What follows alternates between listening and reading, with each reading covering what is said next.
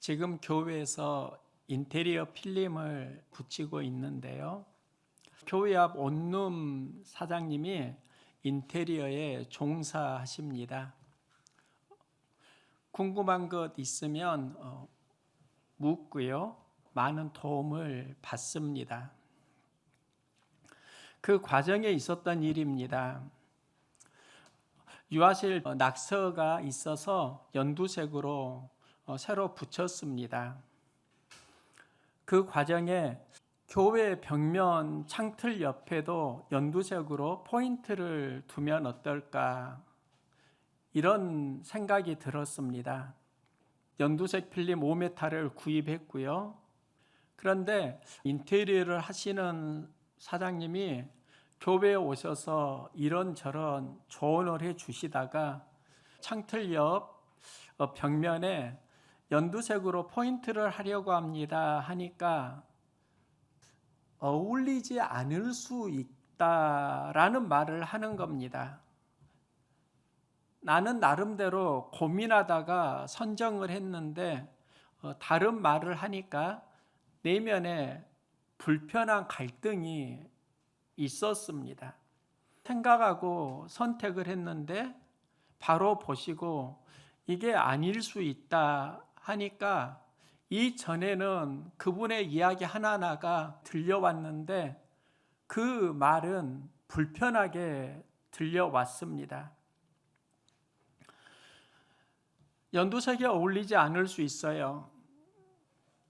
그 말을 들었지만 색상을 바꿀 마음이 없었습니다.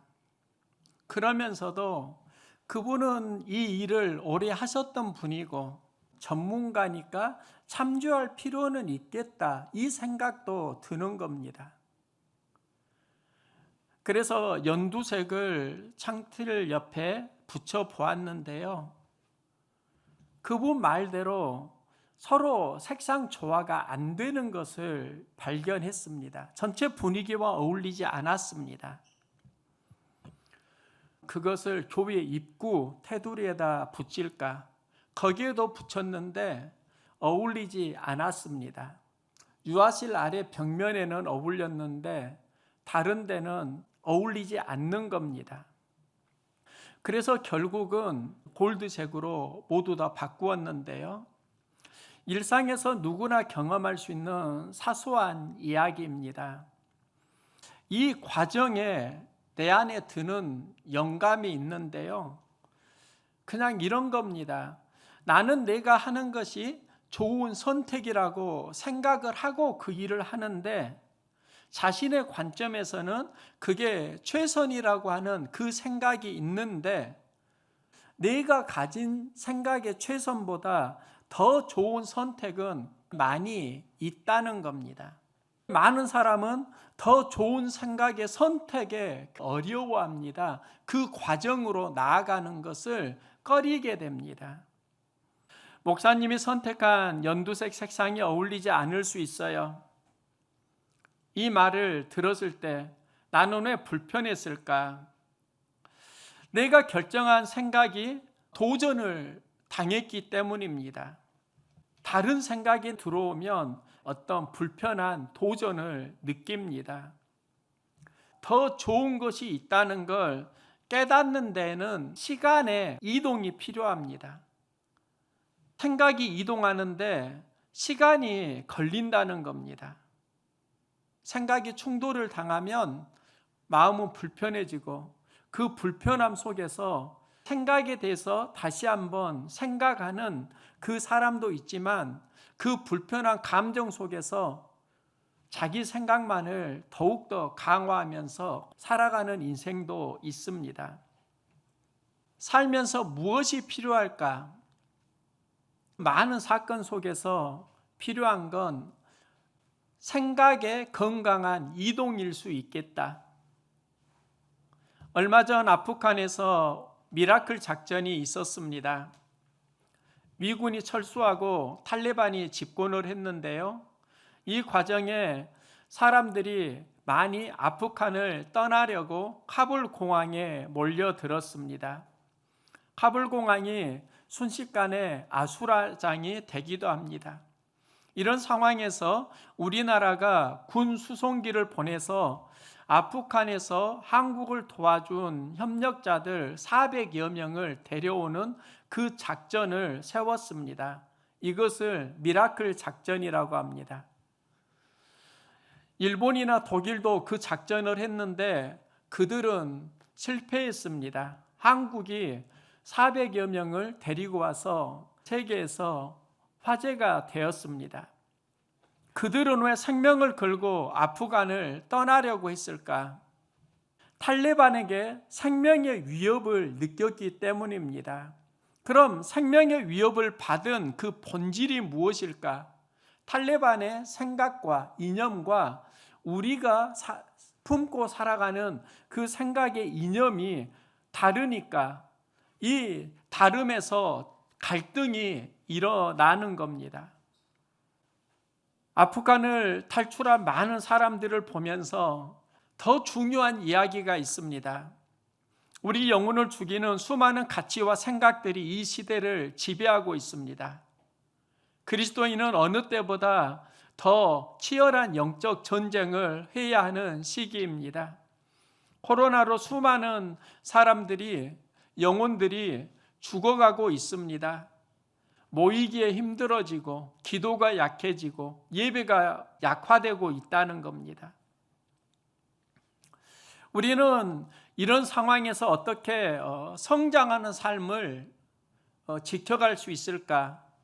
생각이 중요한데 어떻게 성장을 해 가야 하는 것일까? 오늘 본문을 보면 아버지가 두 아들에게 포도원에 가서 일하라고 이야기합니다. 포도원은 하나님 나라일 수도 있고 현재 몸담고 있는 사역의 현장일 수 있습니다. 본문을 제대로 이해하려면 전후 맥락을 함께 보아야 합니다.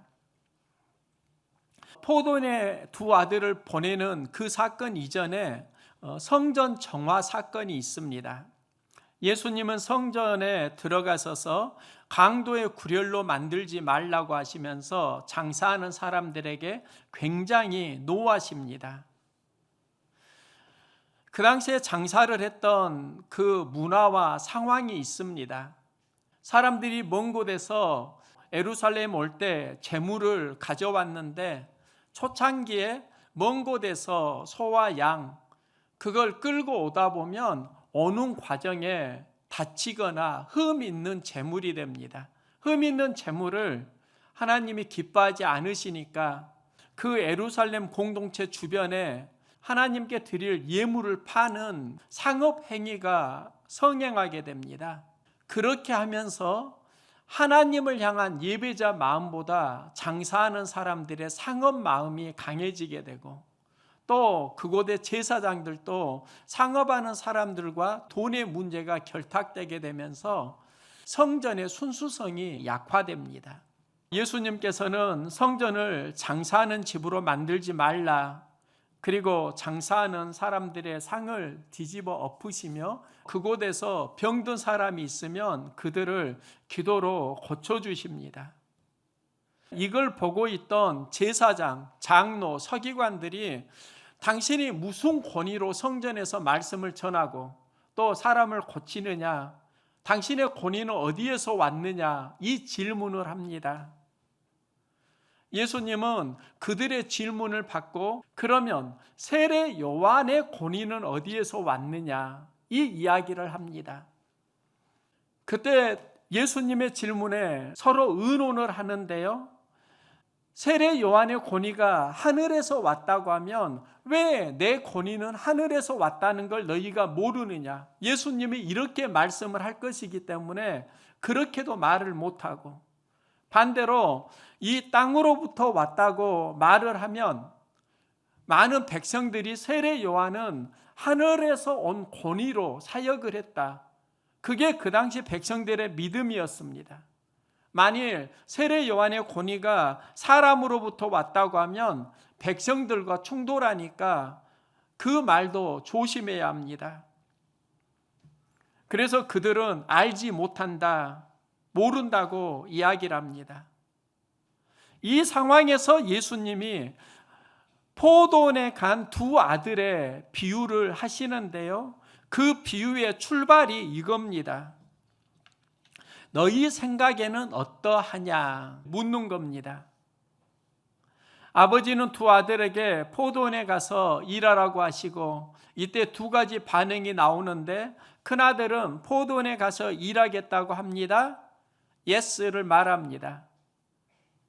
그런데 일하지 않습니다. 삶은 노가 됩니다. 둘째 아들은 일하러 가기 싫다고 합니다. 아버지 말에 노 반응을 합니다. 그런데 나중에 포도원에 가서 일을 합니다. 예수님이 여기서 말하는 큰아들은 서기관, 장로, 제사장 그들을 이야기하는 것이고, 둘째 아들은 그 당시에 무시당하던 사람들, 세리, 죄인들 그들을 이야기합니다. 그런데 단순하게 생각하면 두 아들의 이야기는 우리들의 삶의 이야기입니다. 아버지가 포도원에 가서 일하라고 하십니다. 그 포도원은 우리가 사역하는 현장일 수 있고 하나님 나라를 꿈꾸는 그곳일 수 있습니다. 나도 어릴 때 시골에서 자랐고 초등학교 때는 논밭에서 일을 했습니다. 학교에서 농번기가 있었습니다. 농사일을 도우라고 학교를 쉬기도 했습니다. 그때의 분위기를 지금 기억하는데요. 일하기 싫은 나와 일을 해야 하는 나의 모습이 있습니다. 첫째 아들, 둘째 아들도 그런 이야기입니다. 포도원에 가서 일하기 싫은 겁니다. 첫째 아들은 일하러 간다고 하고 왜 일하러 가지 않았을까? 둘째 아들은 왜 일하기 싫다고 말하면서 결국은 포도원에 일하러 갔을까? 그들의 생각에 이동이 있었다는 겁니다. 둘째 아들은 아버지 마음을 깨닫습니다. 누군가는 포도원에서 일을 해야 하고 왜 나는 수고하지 않고 놀려고만 하지? 돌이키면서 아버지를 향한 생각 변화가 포도원에 가서 일하는 둘째 아들의 이야기입니다. 둘째 아들이 회복되는 것은 아버지를 향한 생각의 이동입니다. 누가복음 15장에도 첫째 아들, 둘째 아들 이야기가 나옵니다. 둘째 아들이 아버지에게 내게 돌아올 분깃을 주소서, 유산을 달라고 합니다. 유산은 아버지가 죽을 때 받는데요. 성경은 그 상황을 이렇게 기록합니다. 먼 나라에 가 거기서 허랑방탕하여 그 재산을 허비하더니 다 없앤 후 그 나라에 크게 흉년이 들어 그가 비로소 궁핍한지라. 먼 나라에 갔다. 이게 무엇을 말하는 걸까? 하나님 아버지와의 마음의 거리가 먼 나라입니다. 먼 나라는 아버지가 가진 생각과 내가 가진 생각이 많이 다르다는 겁니다. 그리고 허랑방탕합니다. 아버지와 마음이 멀어질 때 자기 생각으로 사는 삶, 이게 허랑방탕입니다. 그는 자신이 원하는 대로 살아가면서 경험하는 게 궁핍해짐입니다. 둘째 아들은 궁핍해지면서 스스로 아버지에게는 양식이 풍족한 품꾼이 얼마나 많은가, 내가 일어나 아버지께 가서 이르기를 아버지, 내가 하늘과 아버지께 죄를 지었사오니 지금부터는 아버지의 아들이라 내가 감당할 수 없습니다. 여기에서 본문을 보면은요, 내가 일어나 아버지께로 가서가 두 번 등장합니다. 먼저는 내가 일어나 아버지께 가리라는 생각이고, 또 하나는 일어나서 아버지께 가리라는 몸의 행동입니다. 생각의 행동으로 구체화되면서 회복되는데, 이 생각의 이동을 성경은 회개라고 말합니다. 내가 하늘과 아버지께 죄를 지었사오니 지금부터는 아버지의 아들이라 일컬음을 감당하지 못하겠나이다. 나를 품꾼의 하나로 보소서 하리라 하고 일어나서 아버지께 돌아가니라. 회개는 내가 죄를 지었다고 인정하는 겁니다. 인정하고 하나님 아버지께 나아가는 겁니다. 둘째 아들이 아버지 집에 돌아갈 때 아버지 집에 첫째 아들이 있습니다. 그런데 첫째 아들은 그가 돌아오는 걸 반기지 않습니다. 아버지와 충돌합니다. 아버지 품을 떠났다가 돌아온 그 둘째 아들의 회복도 있지만 회복돼야 하는 것은 둘째 아들이 아니라 항상 아버지 품에 있었던 첫째 아들의 이야기입니다. 그들이 서기관 제사장들입니다. 즉 본문의 전후 맥락을 보면 우리는 그 본문을 둘째 아들이 돌아온 탕자 이야기로 기억을 하는데, 아버지와 항상 함께 있으면서도 아버지 마음을 모르고 살아가는 그 첫째 아들, 그를 향한 예수님의 메시지가 바로 그 배경에 깔려 있습니다. 우리는 둘째 아들이 돌아와야 한다고 말을 하는데요, 예수님은 첫째 아들이 아버지의 품으로 돌아와야 한다, 생각이 돌아와야 한다, 이 이야기도 함께 하고 계십니다. 지난주에 교회에서 인테리어 필름 작업을 하고 있는데 중3학년 아들이 저녁에 먹을 것을 사 먹게 카드를 달라고 찾아왔습니다. 이때 아들에게 제안을 했습니다. 아들, 아빠 30초만 안아줄래? 딸과 막내는 나를 잘 안아주는데, 비타민하고 안아주는데 큰아들은 피합니다. 그런데 그날은 나를 안아주는 겁니다. 카드 가져가려면 30초 안아줘야 되는 거지요. 그 30초 동안 아들을 안고 있는데요, 자꾸 나도 모르게 눈물이 나오는 겁니다. 그 눈물을 감추려고 티를 내지 않으려고 했는데, 그냥 그 감추려는 의지만 없었으면 그 30초 안에 눈물을 확 쏟을 것 같은 뭔가 울컥한 감정이 내 안에 솟아났습니다. 이 감정의 실체가 무엇일까? 사역을 하면서 목사로 감당해야 되는 어떤 사역의 그 무게가 있습니다. 그런데 그 무게 중에 하나가 외로움입니다. 가끔 목사로 사역을 하는데 남이 이해할 수 없는 외로움을 느끼는 건 사실입니다. 그런데 이 외로움의 실체가 무엇일까 생각하면서 그 실체는 생각의 다름일 수 있겠다. 왜 생각이 다른 것일까? 그 질문을 하면서 사람마다 관심과 진심이 다르다는 것을 알았습니다. 관심과 진심이 다르니까 크게 작게 반복되고 과적되면서 내 안에 외로움으로 자리를 잡은 겁니다.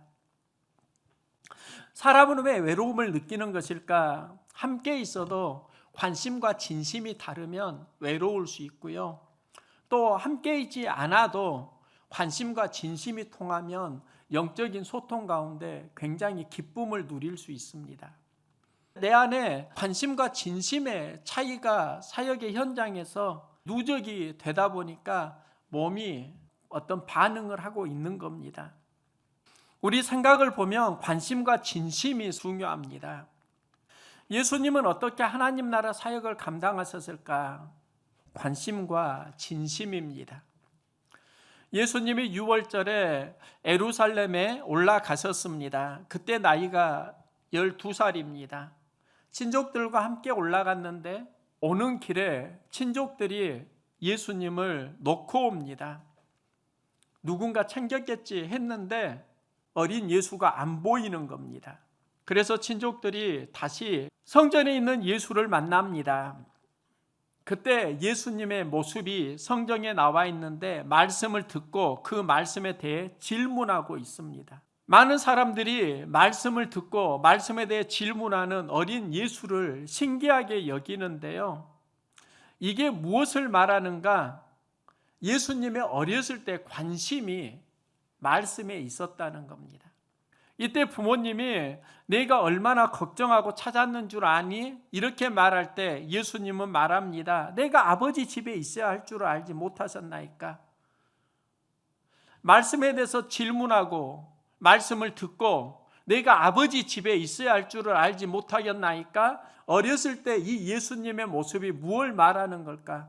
어릴 때부터 예수님은 말씀과 성전에 관심이 있었고 그 관심이 진심이었다는 겁니다. 그러니까 나타나는 열매가 있습니다. 성전에서 말씀을 듣고 질문하고 또 아버지 집에 있어야 될 줄을 알지 못하셨나이까? 이 이야기 다음에 누가복음 2장 52절에 예수의 성장 이야기가 나오는데요. 그 지혜와 키가 자라가며 하나님과 사람에게 더 사랑스러워 가시더라. 지혜가 자랐습니다. 마음의 성숙이 있습니다. 키가 자랐습니다. 외적인 성장이 있습니다. 하나님에게 사랑스러워지십니다. 영성이 자랐습니다. 사람에게 사랑스러워진다. 사회성, 관계성이 자랐습니다. 예수님은 어떻게 이렇게 건강한 성장을 할 수 있었을까? 말씀에 관심이 있고 성전 중심에 진심이 있으니까 하나님의 사람으로 성장해 가는 겁니다. 예수님은 우리에게 물으십니다. 너희 생각에는 어떠하냐? 여기에 대한 답을 얻으려고 하면 나의 관심과 진심이 무엇인지를 물어야 합니다. 관심과 진심이 빠지면 답이 나올 수 없습니다. 우리는 생각의 이동이 필요한데 이 생각의 이동에는 관심과 진심이 필요합니다. 너의 생각에는 어떠하냐? 너의 관심, 너의 진심이 지금 어디에 있느냐? 이 질문입니다. 내가 살아가는 삶의 현장에서 너의 관심이 무엇이니? 내 마음에 담고 있는 진심이 무엇이니? 첫째 아들은 포도원에 가서 일하라는 말에 가서 일한다고 합니다. 하지만 가지 않습니다. 관심과 진심이 바뀐 겁니다. 예수님은 이걸 슬퍼하시면서 서기관과 바리새인 장로들에게 너희가 하나님 나라 일을 한다고 하면서 너희 마음의 생각은 관심은 지금 어디에 있느냐? 그 이야기를 하시는 거지요. 둘째 아들은 가지 않겠다고 하지만 뉘우치고 포도원에 가서 일합니다. 그들의 생각에 관심과 진심이 돌아왔다는 겁니다. 너희 생각에는 어떠하냐? 예수님의 아픔도 있고 예수님의 간절한 비전도 함께 있습니다. 우리를 향해서 하는 질문입니다. 너희 생각에는 어떠하냐는 너희 관심은 지금 어디에 있고 너희 마음의 진심은 지금 어디에 있고 그 방향이 하나님을 향해서 온전히 가고 있느냐 우리에게 하시는 겁니다. 그리고 다시 아버지께 돌아가자. 우리의 생각이 하나님께 돌아가야 하는 것이지요. 지금 우리에게 중요한 건 생각입니다. 어떤 생각을 가지느냐에 따라서 성령의 내주함이 있고 또 어떤 생각을 가지느냐에 따라서 마귀가 틈타기도 합니다. 생각이 성령의 인도함을 받아야 하고 이때 중요한 게 내 믿음 속에 관심과 진심이 있어야 한다는 겁니다. 사람은 생각 속에 관심과 진심을 가질 때 서로 영향력을 주고받습니다. 하나님은 하나님을 향한 관심과 마음의 진심이 있기를 원하십니다. 삶의 생각에 관심과 진심이 무엇이냐? 그거에 따라서 삶의 방향이 아버지를 향할 수도 있고 세상을 향할 수도 있습니다. 우리가 해야 하는 신앙 여행은 하나님 아버지를 향한 생각의 이동일 수 있습니다. 우리의 생각이 먼저 하나님을 향해서 이동을 해야 한다고요. 우리의 관심과 진심이 하나님을 회복해야 합니다. 그런데 지금 이 시대에 하나님을 향한 관심 약화되고 있고요. 진심도 삶 속에서 멀어지고 있습니다. 그러니까 포도원에 가서 일하라 이 말을 들을 때 가지 못하고 내 생각대로 살아가는 첫째 아들의 이야기가 이 시대에 우리들에게 너무 많이 경험되어진다는 겁니다. 관심과 진심이 거룩해질 때 우리 영혼이 성장합니다. 첫째 아들은 현장에서 아버지의 관심과 진실을 잃어서 포도원에 가지 못한다는 것이고, 둘째 아들은 그것을 회복했다는 겁니다. 내 중심의 삶이 관심과 진심이 하나님을 향해서 회복했다가 바로 둘째 아들의 이야기입니다. 그러면서 너희 생각에는 어떠하냐? 이 질문은 너희는 이제 하나님 아버지를 향한 관심과 진심을 회복할 수 있느냐? 그 마음이 진심으로 하나님을 향해서 회복되어 가고 있느냐? 생각의 이동이 있느냐? 이 제안을 하는 것이지요. 내 관심과 진심이 하나님인가? 하나님이면 하나님 주시는 하늘 열매를 우리는 풍성히 먹을 수 있습니다. 생각과 진심이 하나님 아닌 무언가라고 하면 다시 영적 싸움을 해야 합니다. 우리 안에 많은 것이 있습니다. 우리 생각 중심에 하나님을 향한 관심과 진심이 있기를 소망합니다. 이기는 삶을 살아갈 수 있기를 응원합니다.